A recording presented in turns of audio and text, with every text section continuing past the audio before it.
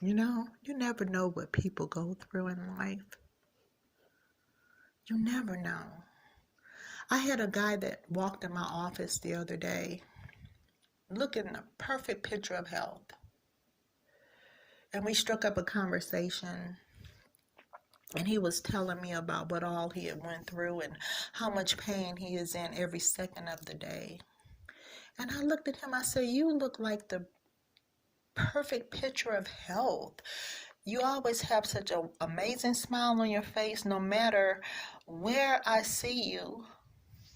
I wouldn't have never thought that you had been through what you just told me. I wouldn't have never thought that you were in any kind of pain because you never let it show. And right there I thought about it. You never know what a person's story is. You never know. You never know what a person has been through to get to where they are at that day, at that moment, at that time. You never know what a person has been through. So don't judge a person. Don't look down on a person. Don't become jealous of a person because now their lifestyle might look like this to you, but you don't know what they've been through to get to that point in their lives. I looked at him, I said, thank you for telling me your story. That was quite a story. And I just never would have thought that. Yeah. And I sit back and I look at my story. And I hear some people say, you don't have no grandkids. You don't have, your child is grown. You got it going on. You did blah, blah, blah, blah. You can just go home. You got peace. I said, let me tell you something, honey. If you only knew my story, if you only knew my story, if you only knew what shoes I have walked in to get here. And I didn't get here because I wanted to be here. Because I could have asked for something different.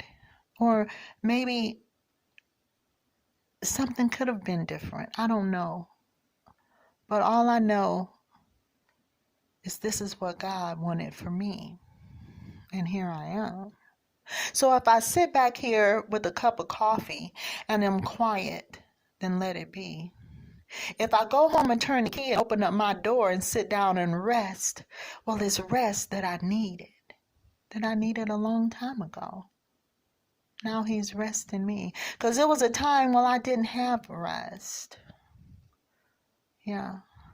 See, I had a 17-month-old at home that was dying. You see, I had a mother that was dying of cancer.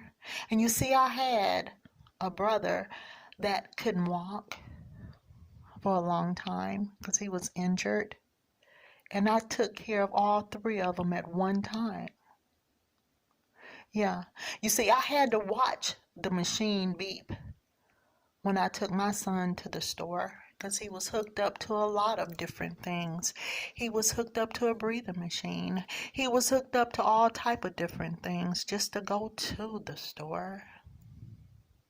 Yeah, and when the machine stopped blinking and it started beeping and making this loud noise, I had to take him out of his beautiful baby carriage and I had to lay him down in the middle of the floor no matter where I was.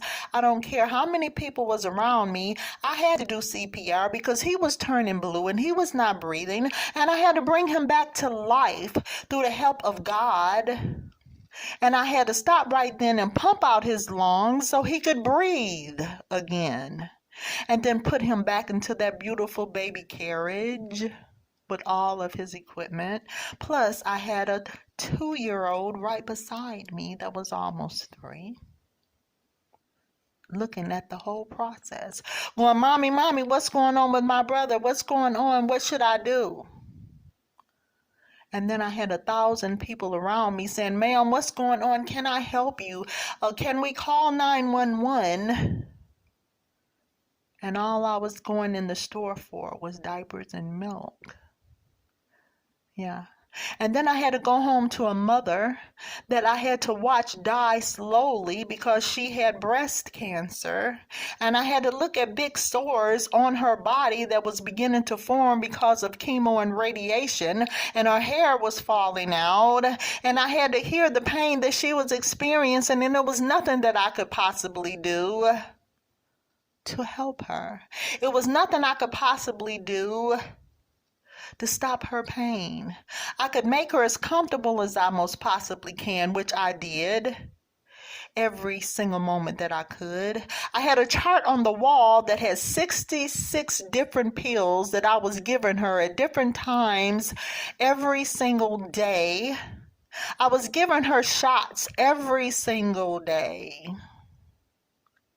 I was pumping out a 17-month-old lungs every single day. And you had to be very careful, you see, because I could not take a piece of his lung with that machine. So you had to know exactly how to administer that in order to keep him alive. And you could have made it worse and killed him if you didn't know what you was doing. Yeah, I had to have training for that. And then I had to pray. Because the whole time I'm thinking, oh my God, what if I take a piece of his lung and he dies and it's my fault? Yeah. You see, I had to sit up sometimes 7 nights straight because if the machine went off and I was asleep, he could have died in his sleep. And no one else was there to watch the machine, so I had to watch it myself. Yeah. You know, and one day I heard my he had turned 3-year-old say, Mommy, I'll watch the machine, and if it stopped blinking and it make noise, I will wake you. Go to sleep. Because I was so exhausted, I couldn't even see straight. Yeah. And he learned how to watch the machine for a couple of hours while I slept to get a little rest. Because he loved his baby brother. And he stood there for 2 hours straight and wouldn't move, watching that machine for him and for me. Yeah. And now you wonder why I live the way I do. And you wonder why I have peace. Yeah. You don't know my story. You have not walked in my shoes. Yeah. Then I had a brother that knee was destroyed that I had to carry on my back and take him up a long flight of stairs, put him in the bathtub, give him a bath. And he started saying, Sister, I don't want you to see me like this. I said, get in this water and I'm going to bathe you and I'm going to feed you and I'm going to take care of you and I'm going to put you back on your feet. Because his girlfriend was ashamed of him at that time. She just thought that she was better than him at that time. And she no longer wanted to be part of his world because she didn't think that he'd ever walk again. But I told her, sweetheart, you're lying. He's going to walk again. And I'm going to make sure of it because I'm going to take care of him. And that's exactly what I did. And yes, I got him back on his feet. But my mother and my son, that's 2 different stories. Yeah. See, never judge a book by its cover because if you don't read the full story, you don't know the ending. So, like I say, don't get jealous of who I am because you don't know why I'm where I am. Yeah. And eventually, the cancer took over and my mother passed. And eventually, I handed my dead son over to the nurse because the machine went from 100 to 0.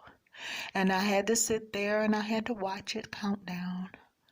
100, 99, 98, 97, 96, 95, 94. And I'm starting thinking, oh my God, when it get to 0, what am I going to do? How am I going to walk out of this hospital without him? I was there for 31 days straight. And I never left that hospital until the machine reached 0. I had to sit there and listen to him scream from the top of his lungs because they had a cut upon him, but they could not put him asleep. I had to listen to that over and over and over again. So when you start to feel a little jealous of who I am right now, because what you think of my story, think of this is just parts of my story. I want you to think of it. And maybe that will make you understand why I am where I am today and who I am today. Never judge a book by its cover. Because if you have not walked in that person's shoes, you don't know what their life has been like. Don't look your nose down on others because you don't know where they come from to get to where they are. Yeah. This little girl here went through all that and almost by herself. But God was in it with me the whole time. When I saw an angel, and I mean a real angel, come down into my baby's crib, because God had to walk in that hospital and say, Sharon, let me tell you something. You're going to have to let him go. I know you love him with all of your being, but you're going to have to let him go. You're going to have to let him come back home to me. And I knew that the day he was born, because I am a visionary. And I told everybody in the hospital that day he was born that he won't be there long because he's got to go back home. And they looked at me like I was absolutely crazy. No, I wasn't crazy. That was my vision.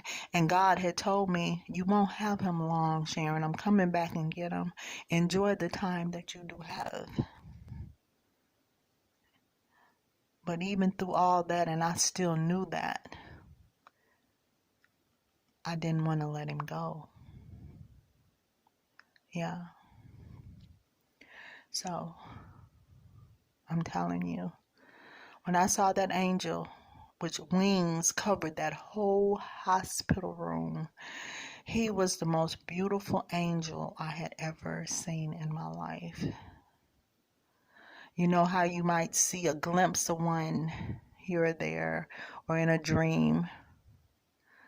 I saw a real angel. When I finally said God, and I fell on my knees by my son's bed, and I said, God, I'm ready to let him go. Because I had to stop being so selfish because he was in pain and I was not. I was in pain, but it was in a different way. And I had to finally say, okay, I got to let him go. I got to let him go home and be with God so he won't be in no more pain. And I finally let him go. And I put him in my arms and I said, close your eyes, my son. I love you. And go to sleep. You're going to be fine. And I laid him back in his bed, and the angel came down with his wings, and he picked up his spirit, and he left. And I stood there, and I watched. And I handed him over to his doctor, and she cried like a baby, and I stopped breathing. She had to lay him down and grab me. And they eventually got me back, but I didn't want to come back. But I heard these words, you got another one here waiting for you. And I started fighting my way back. See, if you don't know my story, you don't know me. Stop judging people and learn how to love people with the love of God. What is your story?